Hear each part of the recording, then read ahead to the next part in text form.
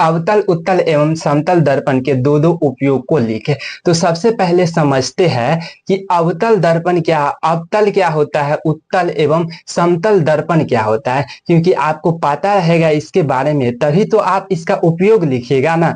तो पहले लिखिएगा अवतल दर्पण किसे कहते हैं। तो अवतल दर्पण हम उसे कहते हैं जिसके धंसा हुआ भाग चमकीला होता है और उठा हुआ भाग पे कलई किया होता है। और उत्तल दर्पण में उठा हुआ भाग चमकीला होता है और धंसा हुआ भाग पर कलई किया होता है। और जो समतल दर्पण होता है यह सब समतल होता है, पूरा सतह इसका समतल होता है समतल दर्पण में।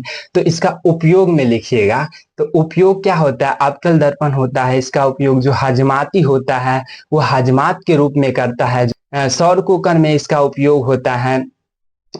डॉक्टर इसका उपयोग करते हैं, मरीजों के इलाज करने में इसका उपयोग करते हैं डॉक्टर अवतल दर्पण का।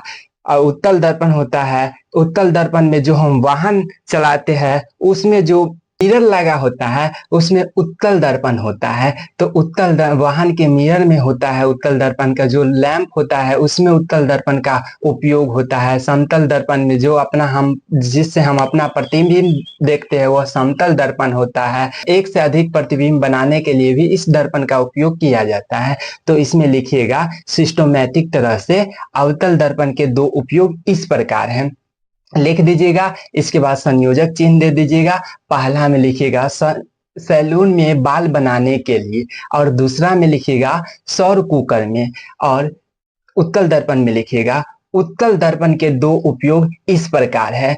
संयोजक चिन्ह फिर से दे दीजिएगा और उसके बाद पहला नंबर में लिखिएगा साइड मिरर के रूप में, या लिख दीजिएगा वाहन के साइड मिरर के रूप में, दोनों चलेगा। और दूसरा नंबर में लिख दीजिएगा सड़कों पर लगे लैंप में।